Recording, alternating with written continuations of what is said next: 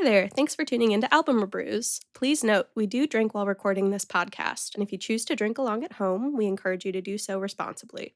Enjoy the episode. Cheers.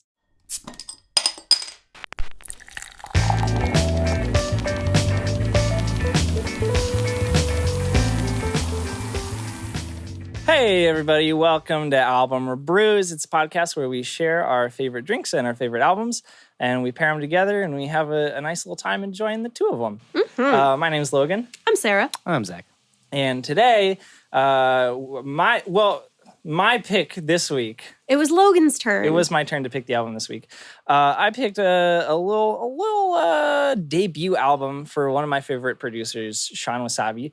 And the album's called MANGOTALE. We paired it with a little drink of our own invention. That's a little funky, but I wanted to get the mango vibe going with the MANGOTALE.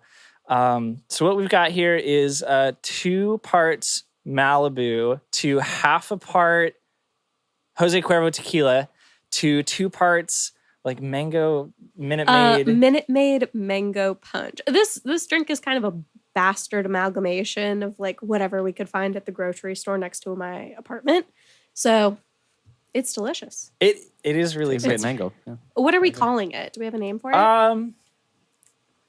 I don't know. Well, there's a song on this album called Mango Love. We could call it The Mango Love. Let's call it the Mango Love. It's the Mango Love. I like that. Cool. Should we do a little cheers and get into it? Yes, boys. Oh, cheers. Alrighty. Cheers. It's so easy to drink. That high quality. If you're gonna ASMR. do the ice crinkle, we're gonna find somebody to fill in for you. So refreshing. We're gonna have someone off the street come in who can act like a professional. I wanted to preface this one with why I chose this album and also who Shawn Wasabi is to me. Aw, it's like you're writing an essay. In this essay, I will talk about who Shawn Wasabi is, talk about why his history is important to me, and talk about his music.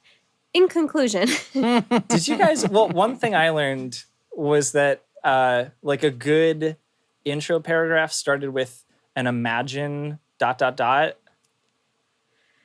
No. There's no heaven. Elaborate, please. I coasted through AP English, AP Lit, AP Lang, one of the two. One of them. I coasted through junior year English off of writing like imagine ... intro paragraphs.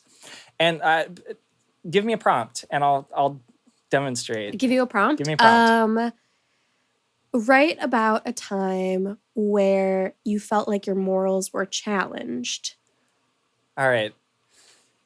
Imagine having to make a hard decision. That's good. And that would be the first sentence. And every essay started like that? Or like an if-then statement. Your hypothesis would be, if you had to make a hard decision, then you're probably in my shoes right now. Okay, can I give you a different prompt? Relatable. I feel like we're getting off track. We have an album to talk about. Well, I was wondering like how the application of that would look in the context of like writing something factual.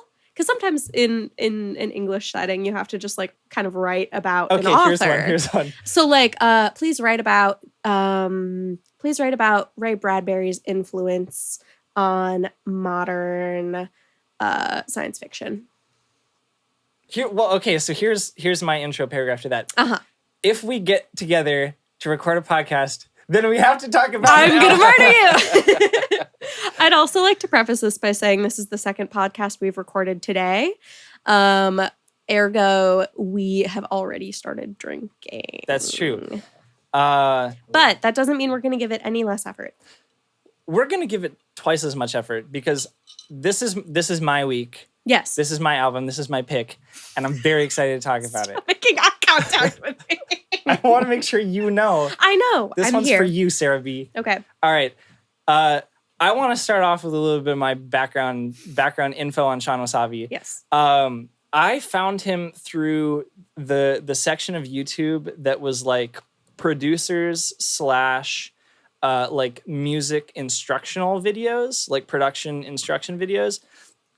And there was this guy named Dave who runs a channel called Boy in a Band who did like these production / tip videos. There's Andrew Huang, who also does like these production tip style videos. And they sort of like coincided with this rise of people who were making mashup videos or like song mashups, right? So Madion, when he was younger, he like gained a bunch of popularity for doing the song called Pop Culture. It was Pop Culture, which was like a mashup of like 40 pop songs at the time. There's this guy Isocene who does this compilation every year called Nonstop Pop. And then Shawn Wasabi was doing a bunch of mashups at the time too. But his spin on it was he would program like video game controllers to act as input devices for his production software. And he would use the video game controllers to launch samples and play his songs like on video game controllers.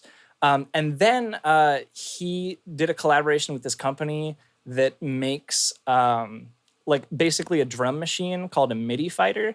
And it's this grid. It's 8x8, 64 buttons. And they just look like arcade cabinet buttons like you'd find on like a Rampage machine or whatever, you know? So he started using this drum pad basically to program all of his songs. And then he would basically finger drum out all of his songs. So when I was like 14 and I saw this, I was like, oh my God, I'm downloading Ableton. I'm buying a launch pad and I'm going to like mash up like Since You've Been Gone and like Freak on a Leash, because those were the things I was into when I was like 14. It was like Kelly Clarkson's cool. Korn is cool. Oh my God. I'm going to mash up these two songs. And then he started to branch out and like actually write his own music. And his debut album, I was really excited about it because it came out in March. And it's sort of the culmination of all of the singles he released up to this point, with all of these really great features and fleshed out songs rather than like these little like song snippet ideas that just sort of happen to be cool because he's playing them on a drum pad.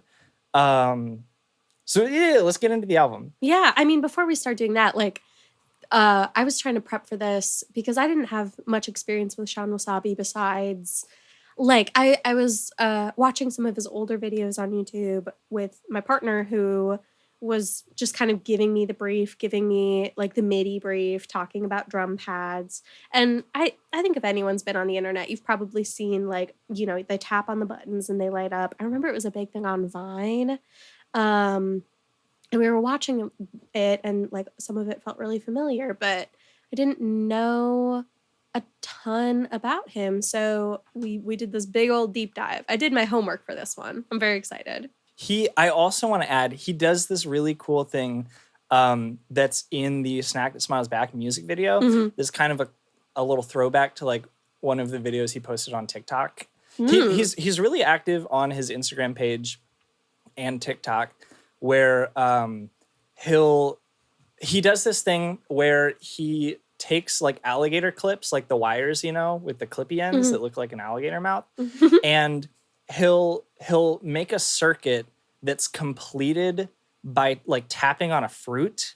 So he'll like wire up a MIDI controller to a fruit, and when he touches the fruit, it completes the electrical circuit and triggers the sample. So for a while, so wonky. I love it. Oh, it's so cool. I mean, you can go through like his TikTok and his Instagram and find these videos of him like basically doing the drum pad thing with things that he's like hooked up to these alligator clips. It's hysterical. Yeah, it's so cute. But I think that's what's really cool about him and sets him apart as a producer is he does these super unique things that combine like his wacky like DIY sensibilities, but he's also got these great like pop songwriter sensibilities as well. And I feel like this album is just like a supercut of like what good pop songwriting is. It's super quick. It's like a half hour long. There's an intro track that's an instrumental. There's an interlude in the middle. And the rest of it is just like, let's go hard. These are like dancey pop songs. Oh, yeah. They're like capital P pop songs. Oh, they're so good. Any one of them could be like radio edits. Easy. Oh, absolutely. Easy. Yeah. Well, and a while ago, he tweeted some cryptic thing like, I have producer credits on a song that's coming out I don't remember what song it is, but he was featured in a McDonald's commercial. He like got hired to, I can't remember, he probably wrote a song and then was also featured in a McDonald's commercial.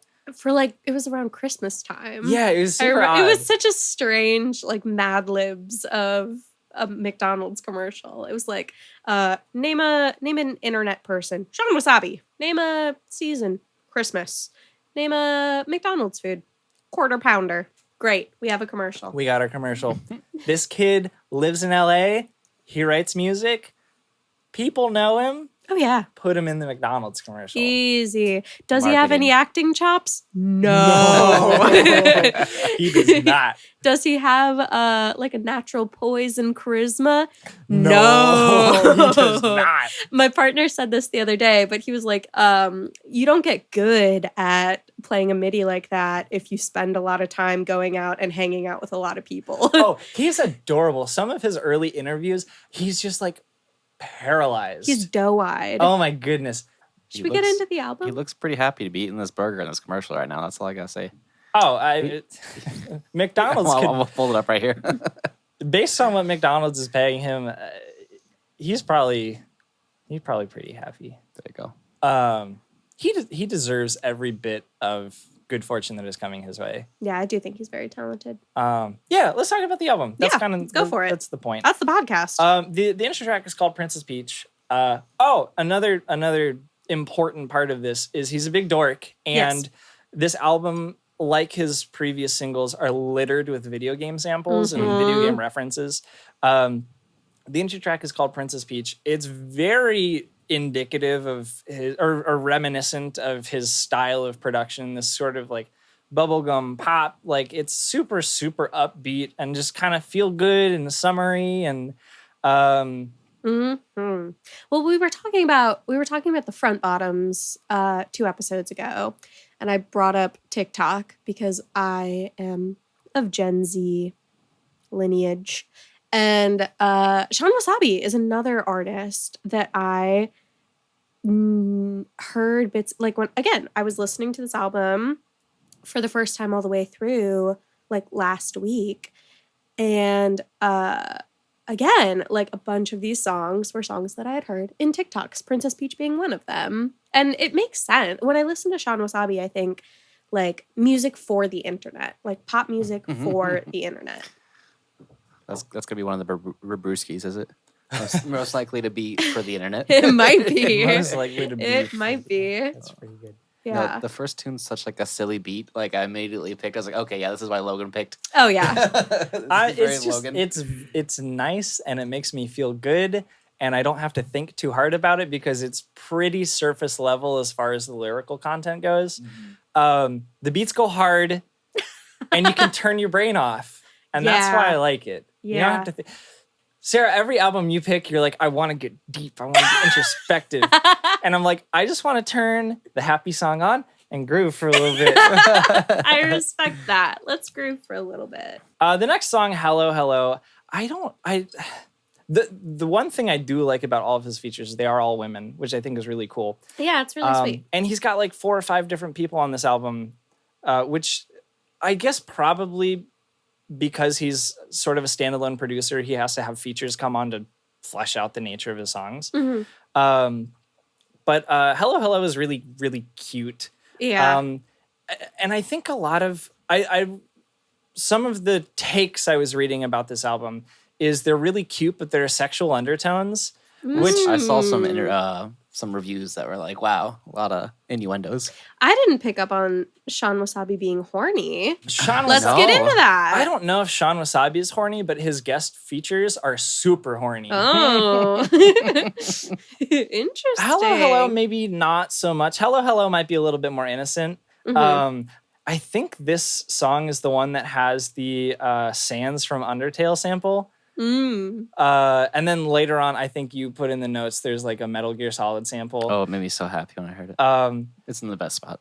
I mean, we're gonna play it. This is the perfect album for like growing up on video games and like music equipment, because you're like, I know the music equipment. That's cool. I know video games. Oh, I heard a little sample of a video game thing. I know what that is. I like this album. Yeah, Logan, this is exactly an album for it's you. right at my alley. You are exactly in the market. I wonder if he can clear all those samples he uses. You know what I mean? Like, does he have to pay copyright to Metal Gear Solid 5? I don't know. The album has been released. That's true. He's on a pretty big label because he's based in LA and he's on Warner. He's on Warner. Yeah. Warner's making it happen for him. Oh yeah. Warner already owns everything. They're making sure that Shawn Wasabi is taken care of. Anyway, I'm talking a whole lot. Do you guys have anything you want to pipe in about a little hello?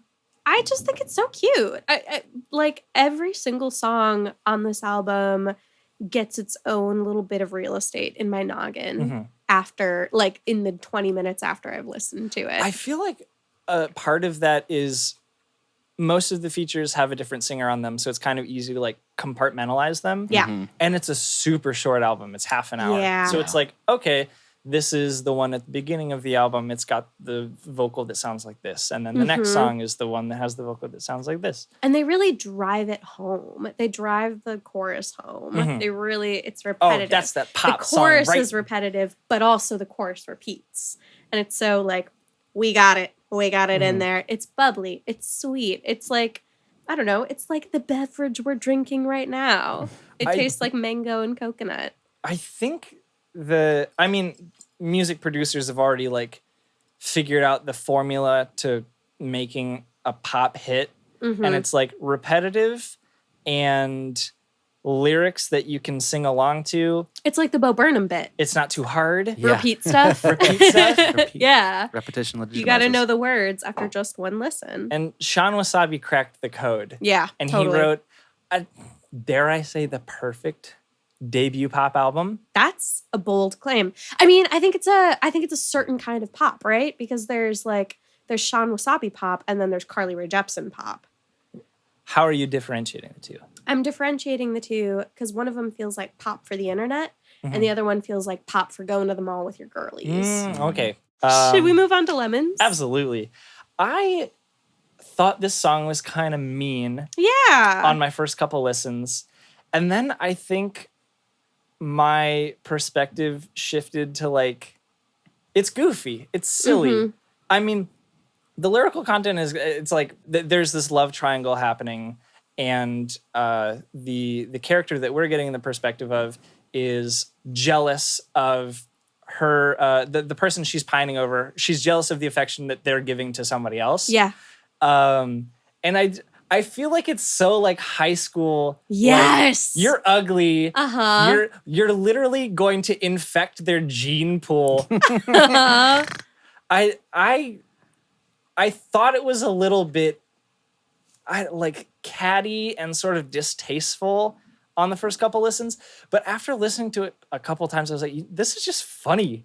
Well, something I like about it is it does seem a little bit self-aware. Like there's a part where sort of like the narrator of the song is like acknowledging that saying this is not feminist, is not like it's a low blow to give. But I mean, sometimes you just feel that way. Sometimes you just feel like being a little bit mean, as wrong as it is. I also think there's a really great play on words where the line is the way she calls you hubby before the altar alters you. It's way more like work than they had to do for this song, because it's just a super simple song about like thinking that somebody is ugly because they're taking away your love interest. It's Avril Lavigne's girlfriend for e-girls. That's a pretty good take. I think that line is really good. Yeah. I super loved the samba like synth bass line that comes in on this one. Yeah, it It's is like, super I like, oh, like this samba. this is a nice change of pace. Well, and I think part of that is these songs are super easy to differentiate because they have a very specific flair. Yeah. And my very simple brain appreciates that because I'm like, okay, we've got Hello Hello, which is the upbeat, happy, fun one. Yeah. And then it's like, oh, samba song. Okay, that's Lemons. Easy peasy. I can put that one in the old noggin and remember how that one We've sounds. moved on from this one, and now it's a new one. Yeah, it's not an album that gets blended from one thing to the next. I am gonna disagree a little bit. Well, how so? Because later on in the album, well, I mean, we'll get there, but the transition from Snack That Smiles back into Marble Tea, there's a moment that happens later on that I think is delightful. I think this whole album is delightful. Yeah. But I think what makes it so delightful is it's a bunch of singles that play really well together. Yeah. With different female vocals, which makes it even like that would be way harder, right? Yeah, I mean, you've got all of these different artists giving their own like sauce to Shawn's production, essentially. But I think his production is what glues all of these tracks together. Well, we just got takeout, and we had 2 different kinds of tofu wings, and so it's like the buffalo tofu wings versus the Asian barbecue tofu wings. You know, they've both got that wing element with a different sauce. Hey, ground control. Can we get a sponsor? That's a plug, dude. Yeah, so the next song on this album is Medicine. This one was sad. Sad? Mm-hmm. Oh, interesting. I think this is where we kind of get into like the sexy, like sensual kind of mood of the album. It goes from being very fun and flirty and innocent to being like, Shawn Wasabi is here to fuck.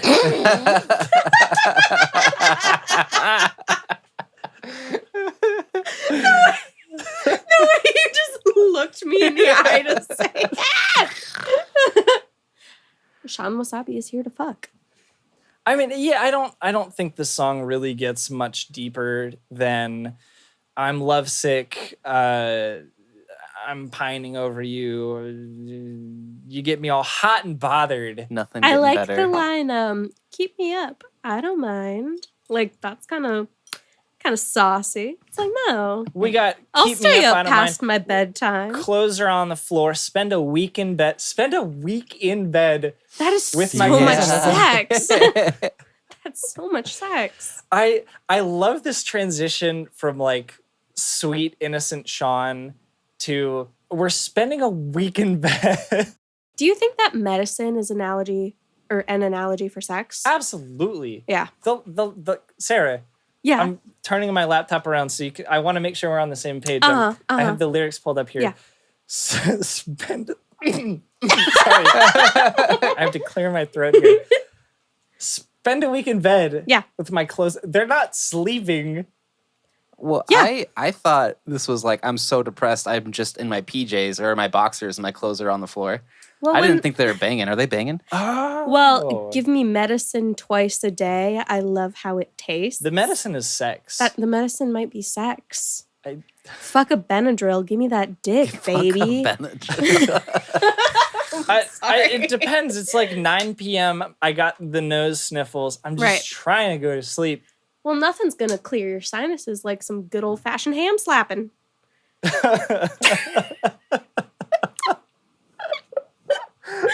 Oh Lord.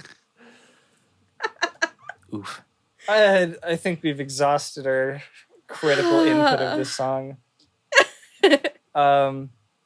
Mango Love is really, really cute. Yeah, Yeah. I think it we move back into the innocent side of the album here. the sweet side.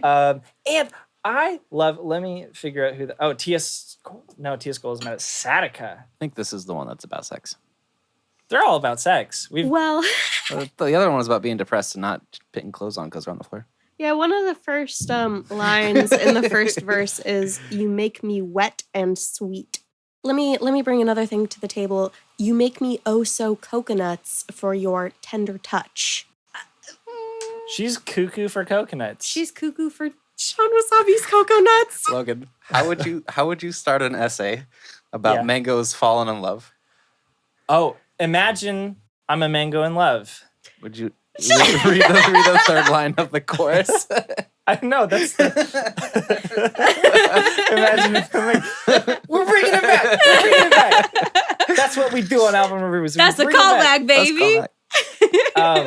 Some of her inflection is fantastic. Yeah, where's that? One of the first lines, if you wanna just pull up Mango Love really quick and Yeah, for sure. play through the first little bit of it. You make me soft, you make me juicy, you make me wet and sweet. You get me lost like the movie in translation 3D. I think it's interesting. I hear you get me lost like the movie in translation 3D.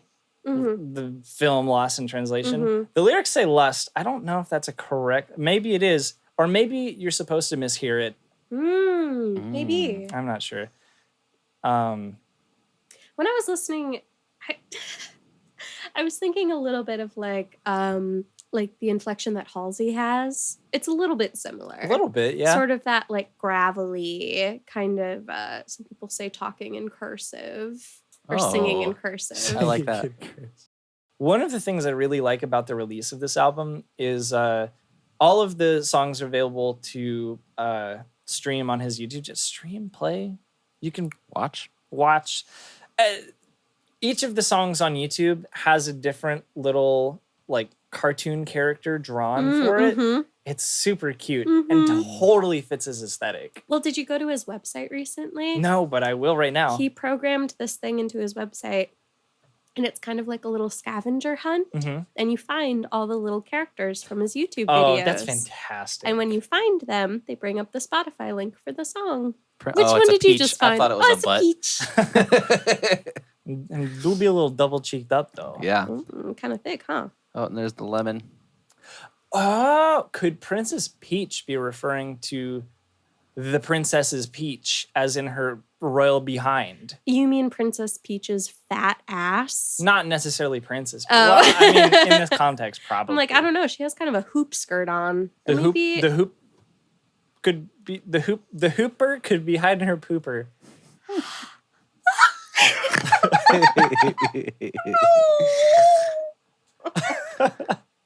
Before we move on from this song, can we play at like a minute 7? Of course. History inside of a volcano. And That's tasty. Do you know what that is? No. Logan, do you know what that is? I sure do. In Metal Gear Solid, when you're sneaking around and the bad guys notice you, they get a giant goes, exclamation point over their head and it goes, "Whirr." Oh. But it's like it's seamless. Yeah, It he feels puts like it it in so belongs good. in the song. It just feels like some sort of like synthy little slide. Yeah. That's the genius of Shawn Wasabi. This is why I need gamers here. Delightful. I never thought I'd say that. Sarah, based on the next song, you're a gamer. Oh, You're definitely a gamer. let's talk about Animal Let's talk Crossing. about Animal Let's Crossing. talk about Animal Crossing. Adorable song, adorable game. Another song that I saw on TikTok a whole bunch because TikTok teens love showing off their little islands. And the beauty of TikTok, as I've mentioned previously, is multiple people can make videos with the same identical sound. So if you were to look up Animal Crossing Shawn Wasabi, you'd see a plethora of videos using this song. Usually just to like show off their cute villagers or their little house. It's a very wholesome corner of the That's internet. nice. It's really, really sweet. The like maybe one critique I have of this album, critical music appreciation brain kicks Logging in. on. It feels like, and I had this sort of like same thought about Willow Smith last week, where like specific references cement an album in a period of time. Yeah. And I think devoting, and while it's totally within Shawn Wasabi's right to Of course. produce an entire song about Animal Crossing, which Yeah. I think is delightful, it makes it like unable to translate outside of its like little Animal Crossing sphere, you know? Yeah. And I think this is just one of the weaker ones because This is a quarantine release, yeah? This was yeah, released it during was. quarantine? It came out in March. Yeah. I'm like interested to see in like 8 years when we look back at like this type of music, if it's all just like quarantine tunes. If that's like the overarching It's an emerging genre. Yeah, if that's like the overarching like feel of the songs from 2020s. Like, Yeah. Log, you made a good point that releasing something like this kind of cements it into a particular subculture. Mhm. And Yeah, I mean, like, you look at the lyrics, and they can be cute lyrics if you don't play the game, if you've never played the game, if you have no idea what the mechanics are, but you're not really gonna get the lyric, like, don't shake the trees, you'll release the bees. Like, you're not gonna go like, oh yeah, oh that's sweet if you don't play the game. Not to be like gatekeepy, but it's like if someone I'm a photographer. If I were to write a song all about the Nikon in-camera menu system, like, not everyone's gonna get it. I mean, yeah, some of the references feel really shoehorned in. Yeah, you know, yeah. and I mean, I think it probably hits his target audience like right on the head, though. Oh, totally. that is true. That's true. Is the Venn diagram of people who listen to Shawn Wasabi and the people who play Animal Crossing, especially during quarantine, it's almost a circle. And I'm right in the middle of it. Yeah. But I'm also here to say, Shawn, we got a little bit of work to do here, bud. We got to make sure that the album can stand up to the test of time. I don't know if it can if you have an entire song dedicated to Animal Crossing. Yeah, we'll see. Well, It's I think Animal Crossing's going away. someone writing a song about the Motorola Razor. As long as they keep adding great little... We're going to be able to swim soon. Oh, I'm so We're going to be able to excited. go underwater. Oh, I'm so Oh, that'd be excited. cool. Still got a bunch of kitsch to fetch. I have so much kitsch to fetch, fish to catch. I thought you were making an Animal Crossing reference. I didn't even. That We was, I thought something kitsch or something you actually got in the game. I wasn't for sure. Oh, No, I just had a couple. no, he has stumbled over his words. And it won't be Gulliver the is last going to have a time. new outfit. He's He's going to be gonna- dressed like a little pirate. Oh my goodness, It's delightful. Oliver the otter. Yeah, You're gonna be able to get unique items from him. you can give him little scallops. You can give him scallops. It's really Oh my sweet. goodness. I do. Can we have a little Animal Crossing aside? Of course. I'm so excited because I love this game. Not that I think there are a lot of people, including friends of ours, who this is not a critique. This is just not the way I play the game. But will really try to absolutely maximize their time on the island, or maximize every action that they do, or like completely deck it out right away. They're min-maxing. They're min-maxing the game. They're time traveling, and they're doing fucking stonks, and like they're just really trying to I don't know, to get on the non-existent leaderboards, I guess. But when I play the game, for me, it's about friendship. I want to make sure my villagers are having a good time. That's cute. There are like 3 specific villagers that I have to make sure that we're doing okay. Because I don't play super often. Yeah. I mean, like the first month or so of quarantine, it was like every single day we're making sure everybody's taken care of. Of course. We're making sure they get their gifts. Of course. We gotta get our 2 items out of the trees. Mhm. We're picking up our message in the bottle on the beach. We're getting our DIY from our villager. We're getting our DIY from our course. villager. Now it's just like about making sure that my villagers don't want to leave. Yeah. It's like, Yeah. please stay. Tell us what your guy looks like on Animal Crossing. He's adorable. I gave him a little curly Q mustache. Little handlebars. He's wearing a little black beanie. Mm-hmm. And he's got his little apron on that I got from Mira, who is one of my 2 favorite villagers. Mira gave me the apron. It's adorable. I wear it with these. They look like New Balance sneakers, but they're like red. Mm-hmm. And You had like patchwork pants. I got little patchwork pants on. I wanted to make my guy look like he was like a little workshop guy. And I dyed his hair gray because in my mind, he's a little old man that's making sure that the island is taken care of. Little island Very caretaker. sweet. He's there to make sure that everybody's having a good time. He pops his little head out like, I don't know, when he gets time. When it's time for maintenance. He's really just maintaining the island at this point. He's got all the villagers he really wants. Yeah. And he's, at this point, it's making sure that the gears are turning, making sure everything is oiled. Oh, yeah. Oh, yeah. Yeah, there you go. So we're about halfway through the album. Log, you said this might be your favorite song on the album? This might be my favorite song on the album. Snack That Smiles Back, which is maybe like the lead single. I'm not sure. It was one of the few that got a music video. So in my head, I'm like, Sure, that's one of the prominent singles from the album. It's also one of the best songs on the album. It's so sweet. Oh, it's so cute. It's so catchy. It's adorable. Rachel Ray is maybe my favorite, or Rachel Ray. Rachel Ray. She's cooking. Rachel Ray comes delicious, on, and she's like, "We're gonna make. I'm a gonna snack. be your extra virgin olive oil. I'm gonna be the Parmesan Romano to your ciabatta." I don't know. She's Italian, Yes. right? Not with a name like Rachel Ray.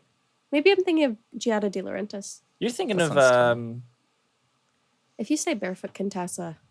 I was not. Is that where Barefoot Wines got their name from? No. Who's Barefoot Contessa? Food Network. She cooks for her husband all What? the time.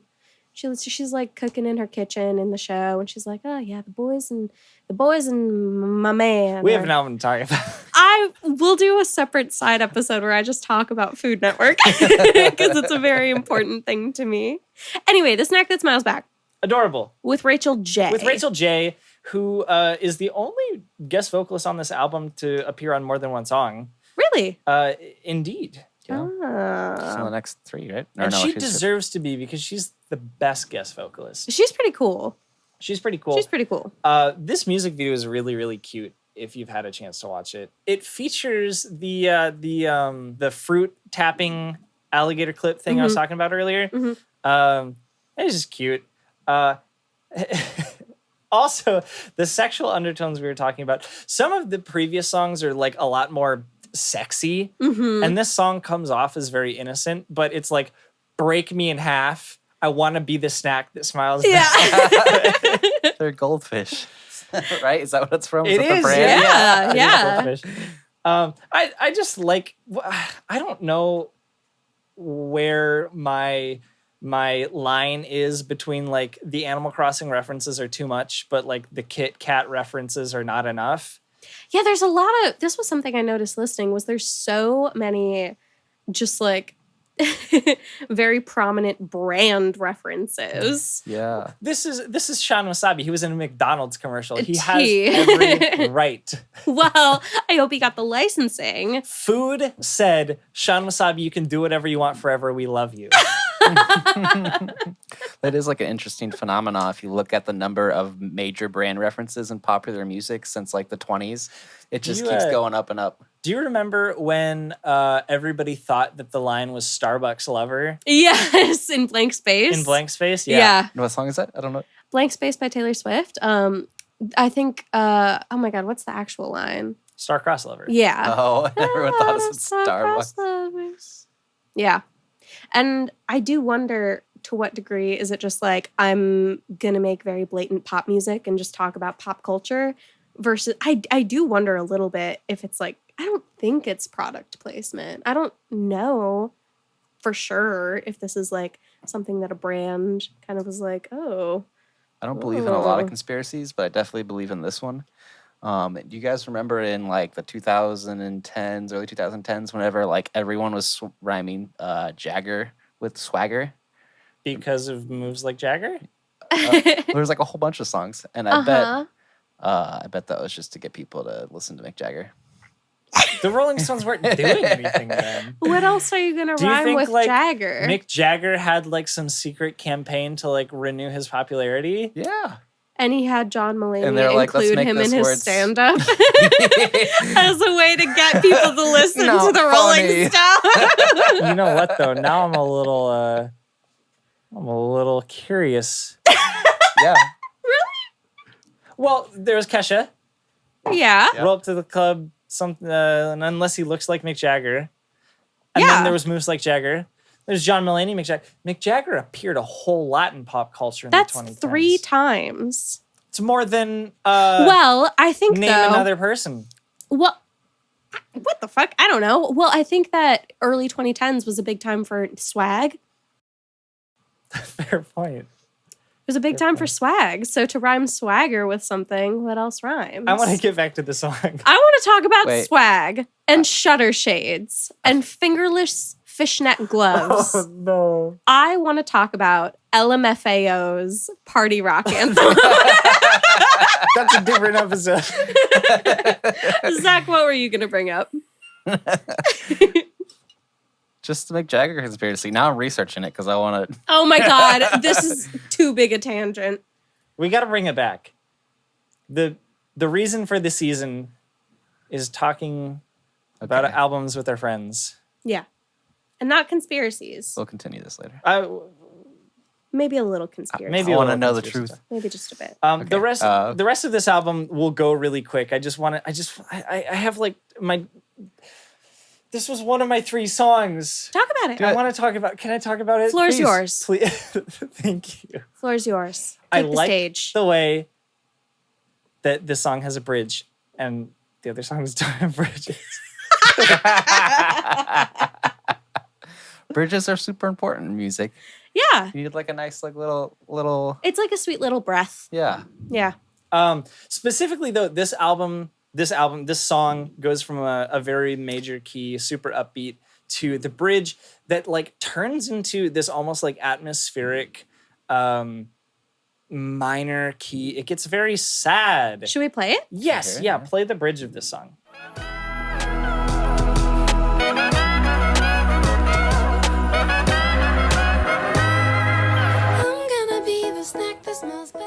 I think the way that this bridge feels compared to the rest of the song, I feel like my gut reaction is to say that it feels like kind of snapping out of a daydream. Yeah. And you're like in your bedroom again, Mm-hmm. just thinking about your lover. I like that the song sort of fades out on that minor key note. Yeah. And then it turns into sort of this interlude track, Marble Tea. It reprises a little bit of Snack That Smiles Back and is almost like this nostalgic longing track. I don't think we've had longing on this album. Not yet. I mean, we've had like lust, but I don't know about longing. Yeah, I mean, this track almost feels like, I mean, the lines, take you out on a date, gonna be at least 10 minutes late, but I swear I'm on my way. And the rest of the album is very like introduction to a relationship. All the great things are happening. And then this song is like the end of the first date. Yeah. And you're like, I'm ready for the second date. Yeah. But there's this moment in between. Yeah. It's very sweet. I'd like to play the beginning of this song because it kind of is a continuation of Snack That Smiles Back.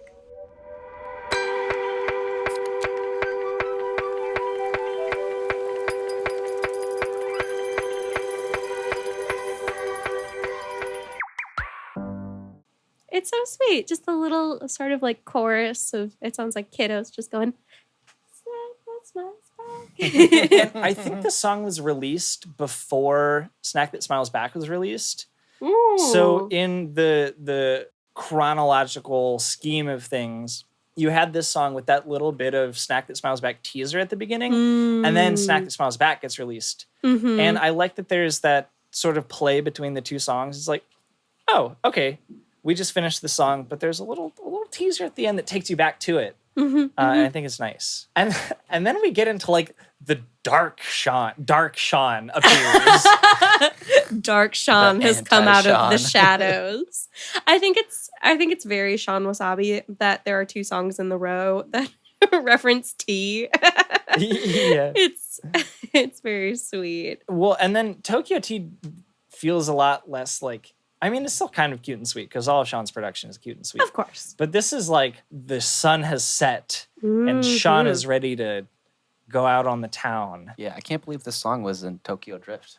The song was in Tokyo Drift. It was? No, Tokyo Oh. I don't know. 15 years ago. I don't know. I'm not a gamer. That's a movie.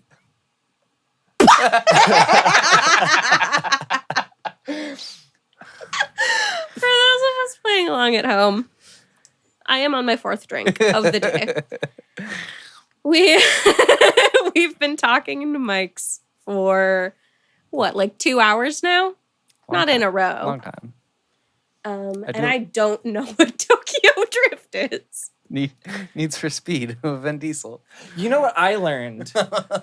I learned there's a character that dies in Tokyo Drift. It's Paul Walker, right? Oh no. Too soon. Eventually, yes. There's a character that dies in Tokyo Drift who is in the trailer for the upcoming Fast and Furious movie. He comes back to life. Fast and Furious as a franchise is at a point where it's like our characters come back to life. I don't know if they've gone to space. I don't think it would be far-fetched to say that. If you told me they did, I'd believe you.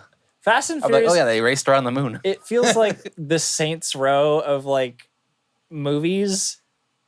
I haven't seen Saints Row. It's a video game that's What if goofy. what if? Hear me out.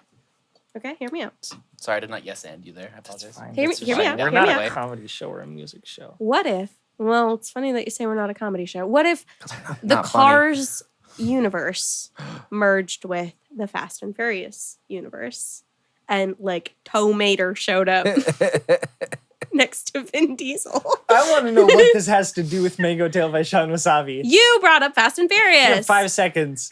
I thought it was funny. It's a thought that I had, and I felt like I needed to say it. Anyway, let's return to Tokyo Tea. Fair enough. Not Tokyo Tea. Yes, Tokyo Tea. Tokyo Drift 2. Cut that. That was stupid. There's going to be a lot of editing. For Yeah, this one. My I'm work is sorry, gonna Logan. cut out for me. Shawn Wasabi 2, Tokyo Drift. Should we play a little bit of this? Because the one thing I'm seeing when I'm looking at the Genius page is that this one has a drop. Oh, it has a drop. Yeah. Get into it.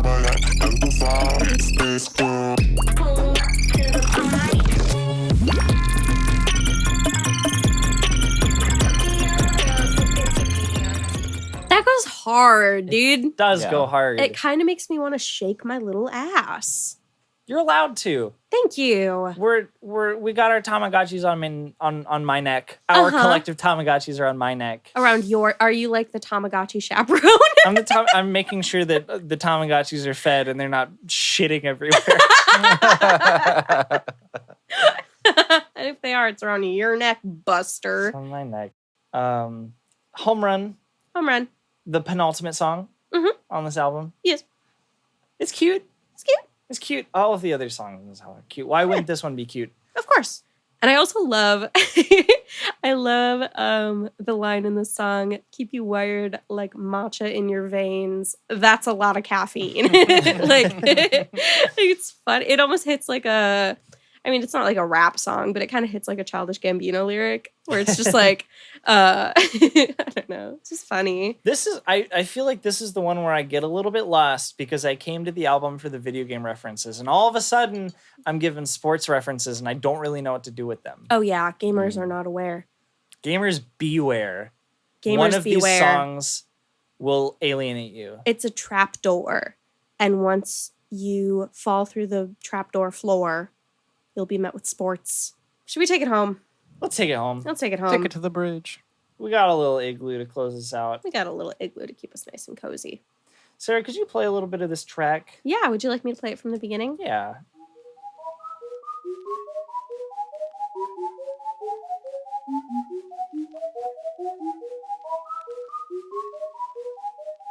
You know what this reminds me of? Hmm. It hits so much like when you're playing like Super Mario Brothers and you get to the point where you go to like the ice world. Mm. It's like what the music from those levels sounds like.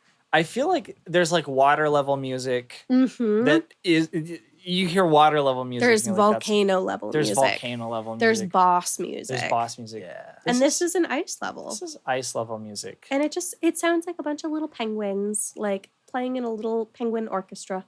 To me, this one kind of feels like when you like beat the game and the credits are rolling. Yeah. And it's like the main character's like walking away with like a little stick over his shoulder with a little sack of stuff in it. He's like, bye, next adventure. I'll catch you guys later. That's adorable. Yeah. Yeah. This album, it has so many video game references. Like, why wouldn't it close out with a sweet little video game wrap 'em up? Mm-hmm. I think the benefit of Shawn having like 10 years of production experience prior to releasing his first LP Wow. Mhm. is that his style is super consistent. Yeah. And although there are several sort of instrumental breaks on this album, it never feels weird.